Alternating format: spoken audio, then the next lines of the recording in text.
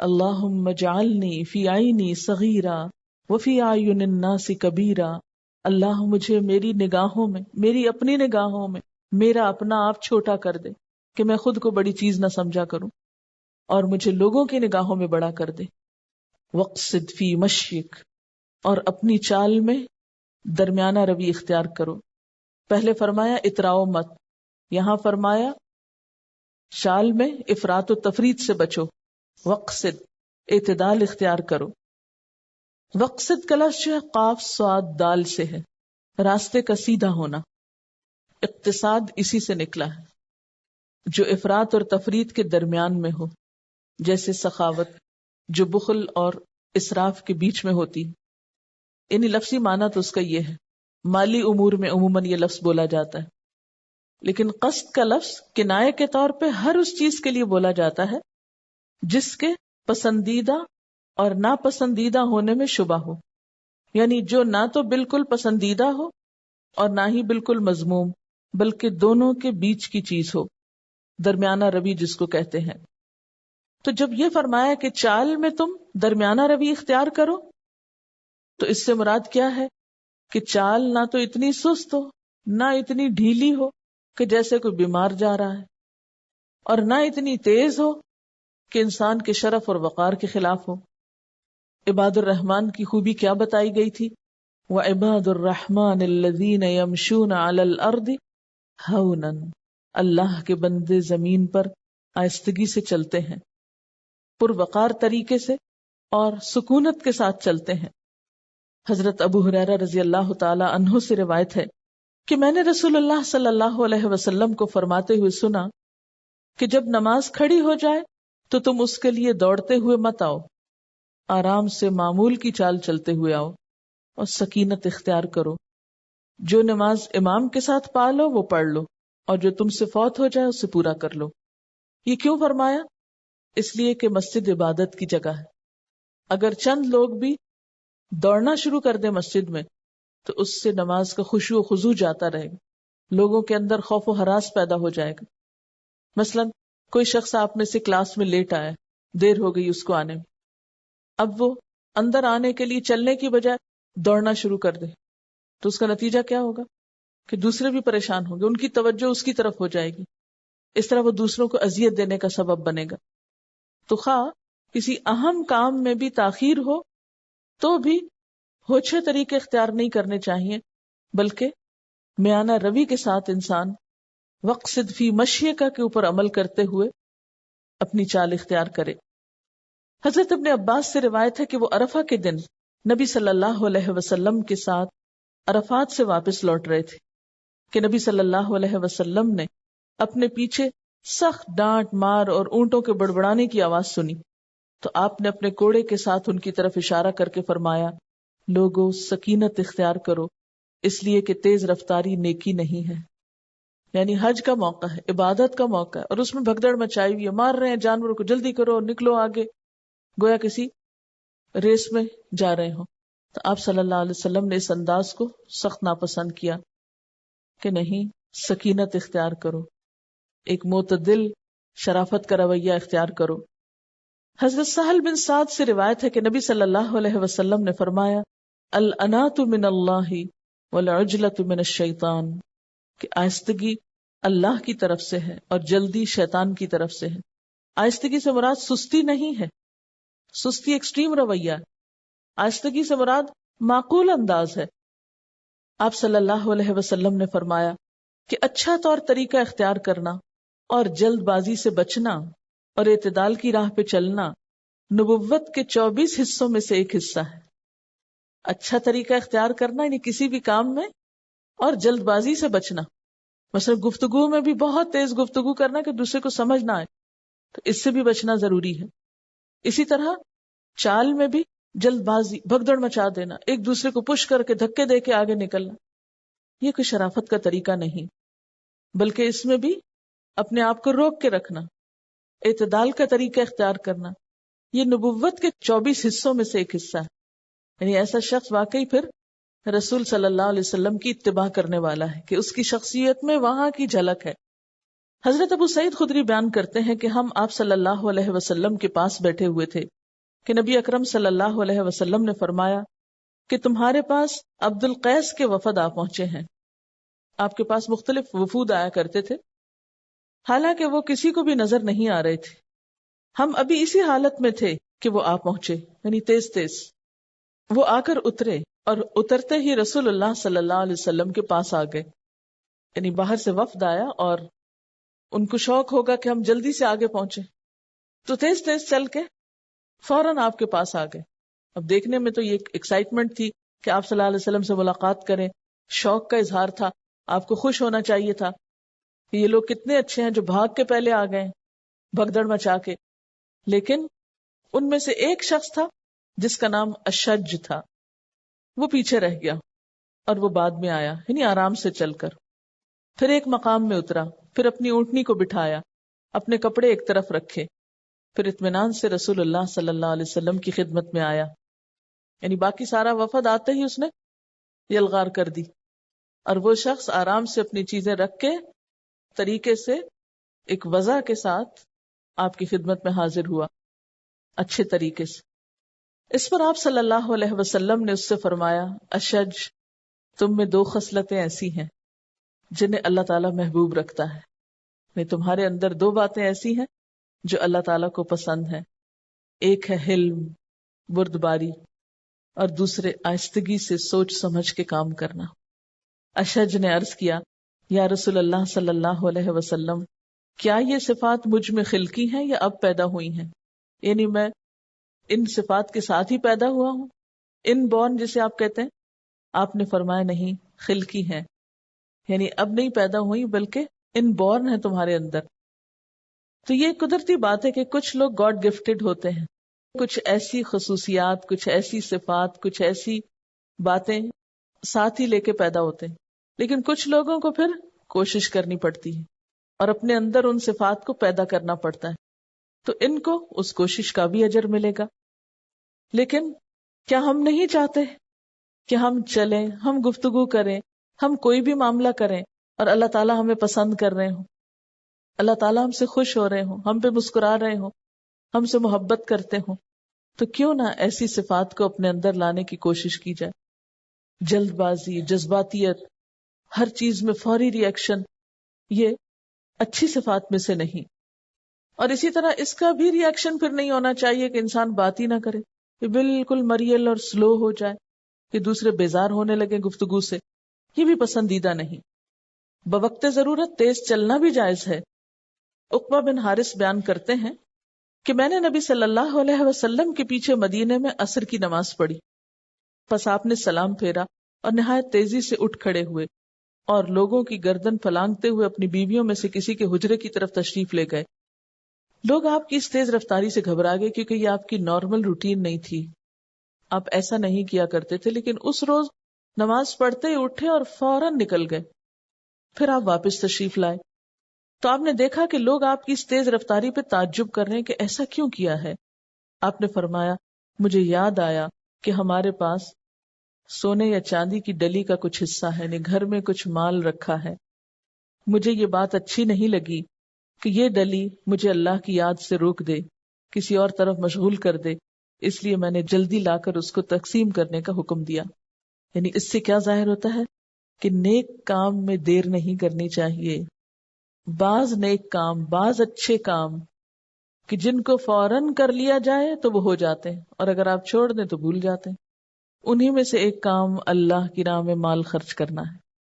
کتنے ہی مواقع اور کتنے ہی اوقات ایسے ہوتے ہیں کہ ہم پکا ارادہ کرتے ہیں، پوری نیت کرتے ہیں کہ ہم یہ کام کر لیں گے، اور اگر اس وقت کر لیں تو ہو بھی جاتا ہے، اور اگر نہیں کریں تو اور کام تو شاید پھر کر بھی لیں، لیکن مال خرچ کرنے والا تو لازماً بھولیں گے، وہ نہیں ہوگا پھر. یعنی مال کی محبت چونکہ انسان کے دل میں اتنی شدید ہوتی ہے، وَإِنَّهُ لِحُبِّ الْخَيْرِ لَشَدِيدٌ، کہ ایک لمحے اگر اس کو خرچ کرنے کا خیال آئے بھی فی سبیل اللہ تو اگلے ہی لمحے شیطان اس میں رخنہ اندازی کر دیتا ہے، بھلوا دیتا ہے. اس لیے آپ صلی اللہ علیہ وسلم جو باقی تمام امور میں آرام سے اور آہستگی سے کام کرتے تھے، پسندیدہ طریقے سے. یہاں پر عام معمول سے تھوڑا تیز رفتاری سے آپ نے یہ کام کیا. اس میں بھی ہمارے لیے ایک بہترین نمونہ ہے. پھر فرمایا وَغْضُضْ مِنْ صَوْتِكَ، اور اپنی آواز کو پست رکھو. وغدد کا لفظ جو ہے غین داد داد سے ہے. غد بصر میں آپ پیچھے یہ پڑھ چکے ہیں. غد کا کیا معنی ہوتا ہے؟ کمی کرنا، خواہ نظر کی صورت میں ہو یا برتن میں سے کچھ کم کرنے کی صورت میں ہو یا آواز میں سے کم کرنے کی صورت. پھر غدن ایسی تر و تازہ چیز کے لیے بھی بولا جاتا ہے جس پر ابھی زیادہ عرصہ نہ گزرا ہو. تو وغدد من صوتک بولتے وقت آواز نیچی رکھنا. یہاں بھی آپ دیکھیے کہ وغدد کے ساتھ من کا لفظ آیا ہے، جو اس بات پہ دلیل ہے کہ اللہ تعالیٰ نے انسان کو ایک ہی آواز پہ پیدا نہیں کیا.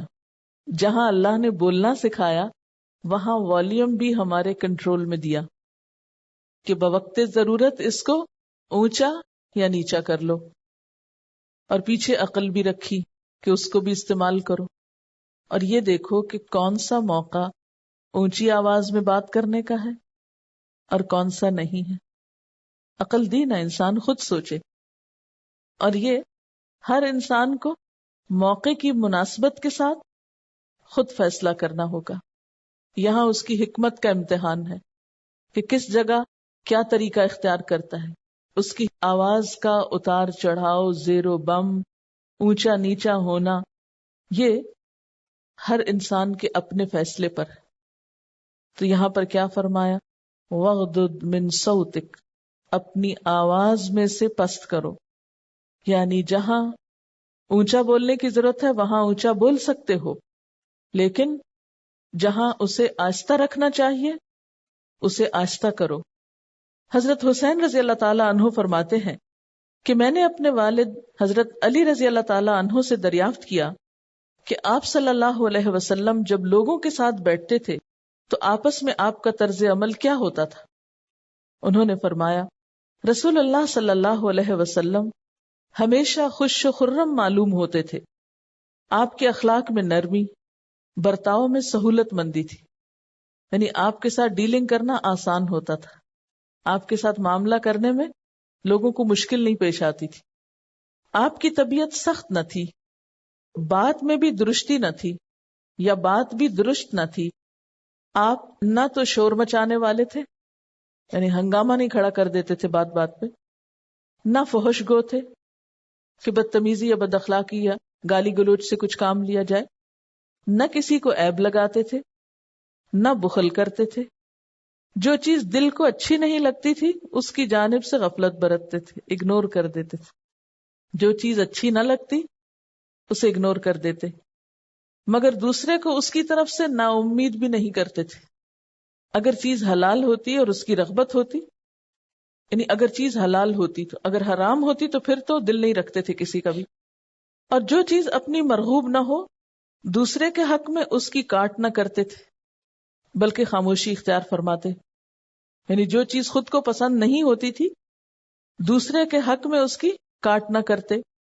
3 چیزیں آپ نے بالکل چھوڑ رکھی تھی، 3 چیزیں آپ نے بالکل چھوڑ رکھی تھی. بھلا بتائیے کیا؟ اگر ہم نے بھی بالکل چھوڑ رکھی ہو نا تو ہمیں ضرور پتا ہو. نمبر 1 جھگڑنا، یعنی بحث مباحثہ کرنا اور دوسرے کے ساتھ بس جھگڑتے رہنا، آرگیو کرنا، زچ کرنا دوسرے کو، یہ آپ کے اخلاق میں نہیں تھا. نمبر 2 تکبر کرنا. اور نمبر 3 جو چیز کام کی نہ ہو اس میں مشغول نہ ہونا، یعنی بیکار کے کسی کام میں مشغول نہیں ہوتے تھے، یعنی جس میں کسی کا فائدہ نہیں. وغدد من صوتک، اپنی آواز میں پستی اختیار کرو. کس قسم کی پستی؟ اب اس کو ایک مثال سے بتایا. ان انکر الاصوات لصوت الحمیر، سب آوازوں سے زیادہ بری آواز گدھوں کی آواز ہوتی. یعنی گدھے جیسی آواز نہ ہو یا گدھے جیسا انداز گفتگو نہ ہو. گدھا کس طرح بولتا ہے؟ جیسے چیخ چلا کے، اس کی آواز میں چیخ ہوتی، اتار چڑھاؤ نہیں ہوتا، بس ایک ہی پچ پہ بولے چلے جاتا ہے، بس اینڈ میں جا کے تھوڑا سا سلو ہوتا ہے. اسی طرح بے معنی اور بے مقصد سا کلام نظر آتا ہے، بے وقت بول اٹھتا ہے. یعنی ہوتا ہے نا کہ کچھ جانور ہوتے ہیں ان کے بولنے کا وقت چہچہانے کا صبح میں ہوتا ہے یا شام میں ہوتا ہے، لیکن گدھا ان ایکسپیکٹڈلی بولنا شروع کر دیتا ہے. آپ کو بالکل اندازہ نہیں ہوتا کہ ابھی وہ کیا کرنے لگے گا. اسی طرح یوں لگتا ہے جیسے سر پہ مسلط ہونے کی کوشش کر رہا ہے. یعنی چیخنا چلانا تو ہے ہی، مسلط ہونے والا انداز ہوتا ہے، کان پھاڑنے والی آواز. اور جب بولنا شروع کرتا ہے تو آپ اسے چپ نہیں کرا سکتے، بولے چلے جاتا ہے، سنائے چلے جاتا ہے، سننے کو تیار نہیں ہوتا. اس وقت یوں لگتا ہے جیسے انکنٹرولیبل آواز ہے. اور جب شروع کرتا ہے بولنا تو یوں اتنا سڈن ہوتا ہے کہ ایک دم جیسے برسٹ آؤٹ ہو جاتا ہے، اچانک کوئی چیز پھٹ پڑی. پھر اسی طرح اس کی آواز سے ایک تکلیف ہوتی ہے کانوں کو بھی اور دل کو بھی. ایک گستاخ سا انداز نظر آتا ہے، یعنی بات کرنے کے انداز میں گستاخی بھی ہوتی. یعنی کرختگی جس کو بولتے ہیں نا آواز کی، وہ خاص طور پر نمایاں ہوتی ہے جو وغدد کے اپوزٹ ہے. جب بولتا ہے تو کیا حکم ہے کہ کیا پڑھو؟ لا حول ولا قوت الا باللہ العلی العظیم، اعوذ باللہ من الشیطان الرجیم. انسان جب سنتا ہے تو سنتے رہنے کو دل نہیں چاہتا، اس انتظار میں تو اچھا کب ختم کرے. ایک اور یہ کہ اگر آپ اس کو بولتے دیکھیں تو یہ لگتا ہے جیسے انرجی لگا کے بولو، چیخ چلا کے، جیسے اس کی رگیں پھول جاتی ہیں نا. معلوم نہیں کبھی دیکھنے کا اتفاق ہوا ہے یا نہیں. پھر اسی طرح اس کے بولنے میں یوں لگتا ہے جیسے سانس کی آواز بھی ساتھ ہی شامل ہو گئی. یعنی بعض اوقات ہم جذباتیت میں بولتے ہیں نا تو وہ ساتھ ہی سانس بھی چیخنے لگتا ہے. اور بعض اوقات کیا ہوتا ہے کہ بولتے بولتے اچانک آہستہ ہوتا ہے، پھر اچانک ہی پھر اونچا ہو جاتا ہے. یعنی جیسے بولتے ہوئے کچھ یاد آ گیا. ایسے لگتا ہے جیسے کوئی پریشرائز کرتا ہے نا بولتے وقت. پھر یوں لگتا ہے کہ جیسے کسی سخت ضدی چیز کی آواز ہو. اور ویسے بھی آپ دیکھیں کہ گدھا کس چیز کی علامت ہے؟ سمبل ہے بے وقوفی کا، حماقت کا. ان انکر الاصوات لصوت الحمیر، آوازوں میں سب سے زیادہ ناپسندیدہ آواز گدھے کی آواز ہوتی ہے.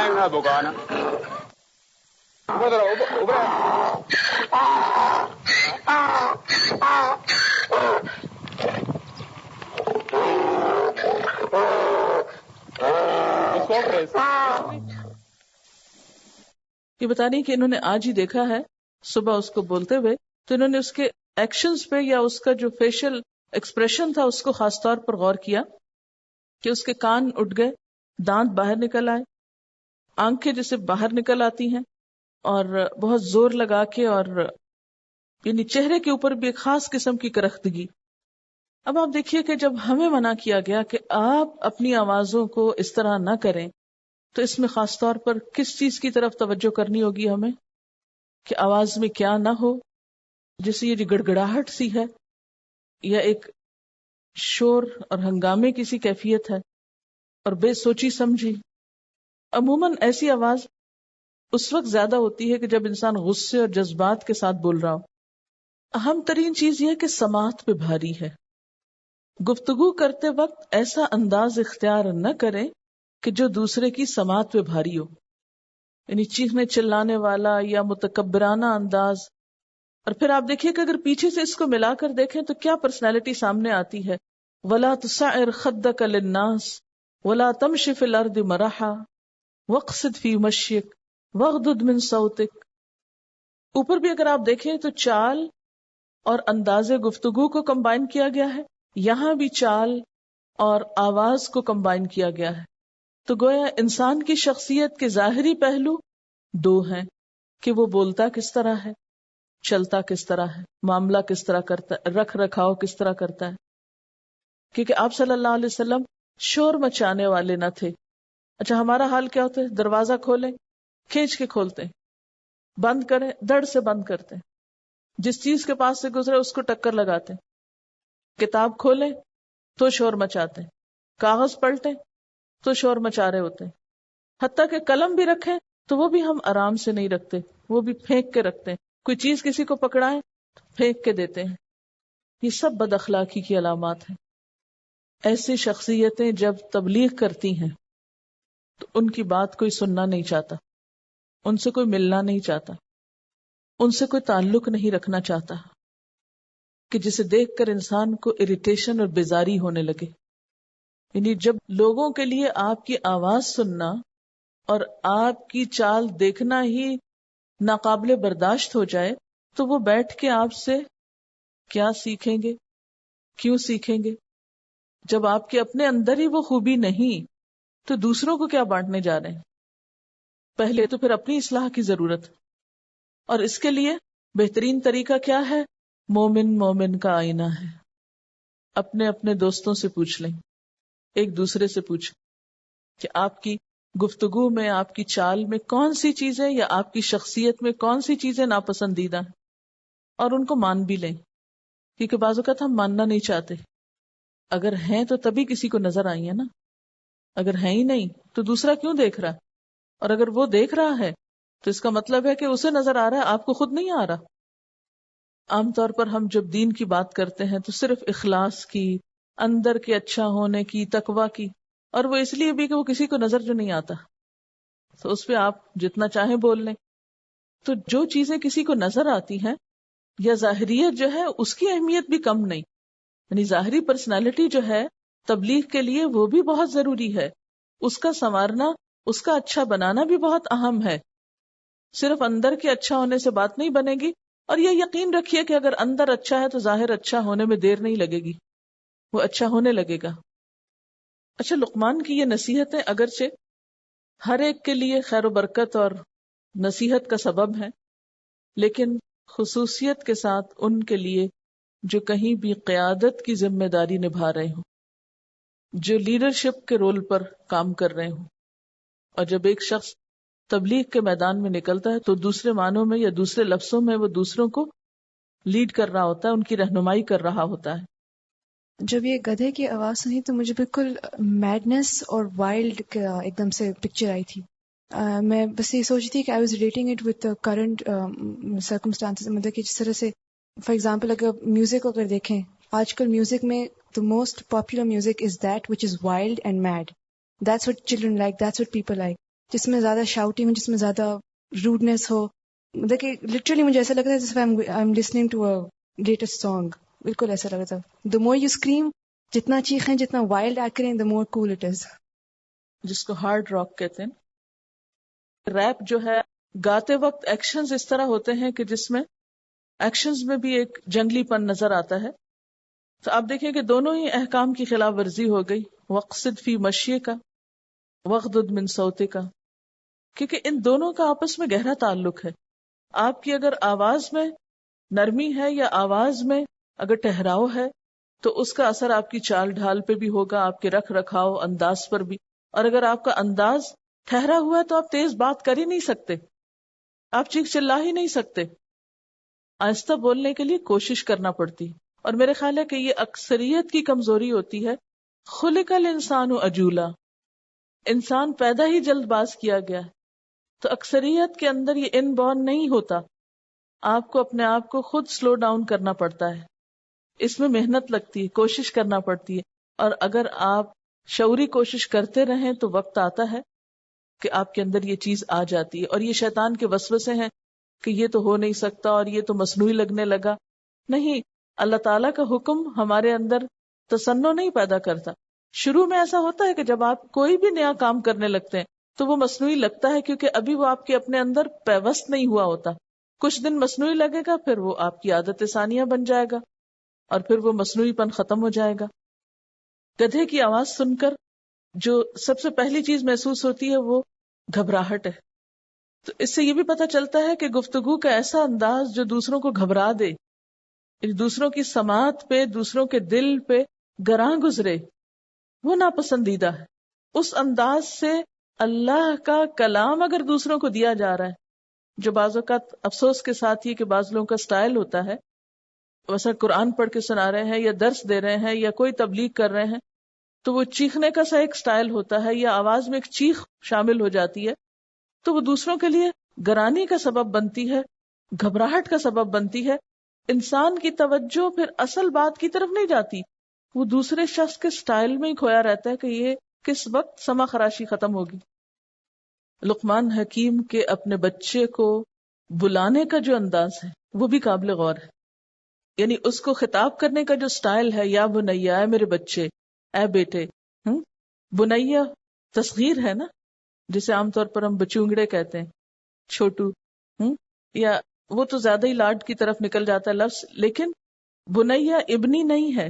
جیسے ابراہیم علیہ السلام اپنے والد کو بہت پیار سے بلاتے ہیں بات سمجھانے کے لیے، یا ابتی، تو اسی طرح یہاں پر یہ یا بنیا کہہ کے بلاتے ہیں. تو جب آپ کسی سے بات کرتے وقت اس کا نام یا اس کا کوئی خطاب یا اسے کسی بھی خاص لقب سے بلاتے ہیں یا بلانے کے انداز میں ایک محبت ہے، تو اگلی بات بھی اچھی ہو جائے گی. اور جب ہم دوسرے کو مخاطب ہی روڈ طریقے سے کرتے ہیں، کبھی اس کا ڈائریکٹ نام لے کے یا کبھی اس کا کوئی اور اسی طرح کا لقب لے کے، اور اس میں کوئی محبت یا کوئی ہمدردی یا کوئی خیرخواہی کے جذبات نہیں ہوتے، تو بھی آپ دیکھیں کہ اگلی بات بھی غیر مؤثر ہو جاتی. عموماً ہماری تبلیغ کا سٹائل کیا ہوتا ہے کہ شروع اس سے کرتے ہیں، یہ نہ کرو، یہ نہ کرو، وہ نہ کرو.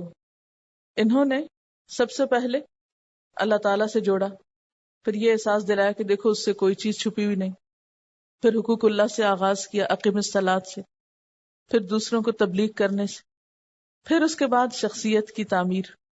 ہم عام طور پہ کہتے ہیں نہیں جب سب کچھ ٹھیک ہو جائے گا پھر تبلیغ کریں گے. انہوں نے کہا نہیں، تبلیغ شروع کرو اور ساتھ اپنے اندر یہ صفات بھی پیدا کرتے جاؤ، کیونکہ اگر آپ دوسروں کو بتائیں گے نہیں تو آپ کو اپنی شخصیت کے بارے میں غلطیاں پتہ بھی نہیں چلیں گی، اس کی اصلاح کی فکر بھی نہیں کریں گے.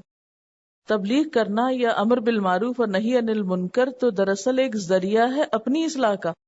بہت سے لوگ اس غلط فہمی کا شکار ہوتے ہیں کہ جب ہم خود ٹھیک نہیں تو ہم دوسروں کو کیا بتائیں. تو ہم تو اس وقت بتانا شروع کریں گے جب ہم بالکل پرفیکٹ ہو جائیں گے. معلوم نہیں وہ پرفیکٹ لوگ دنیا کے کس حصے میں رہتے ہیں اور وہ کب ہوا کرتے ہیں کہ جس کے بعد ان کو لائسنس ایشو ہوتا ہے امر بالمعروف اور نہی عن المنکر کا. یہ کہہ رہے ہیں کہ عام طور پر یہ ہوتا ہے کہ آپ جب دوسروں کو نصیحت شروع کرتے ہیں تو اپنے آپ کو بھول جاتے ہیں اور زیادہ ان میں انوالو ہو جاتے ہیں اور اپنے آپ کو اگنور کر دیتے ہیں. تو بات یہ ہے کہ نہیں، ایسا نہیں ہوتا، اس لیے کہ آپ خود بھولیں بھی تو لوگ آپ کو بھولنے نہیں دیتے. اکیلے تو آپ تنہا اپنی اصلاح کرتے ہیں نا، اور جب آپ دوسروں کے ساتھ معاملہ کرتے ہیں تو بے شمار لوگ آپ کے پیچھے پڑ جاتے ہیں اور ٹھیک کر کے چھوڑتے ہیں آپ کو. گھر میں بچے ہی نہیں پیچھا چھوڑتے، چھوٹی چھوٹی باتوں کو نوٹس کرتے ہیں، ہر وقت یاد دلاتے ہیں، وعدہ خلافیاں اور بہت سی چیزیں. وآخر دعوانا ان الحمد للہ رب العالمین. سبحانک اللہم وبحمدک نشہد ان لا الہ الا انت نستغفرک ونتوب الیک. السلام علیکم ورحمۃ اللہ وبرکاتہ.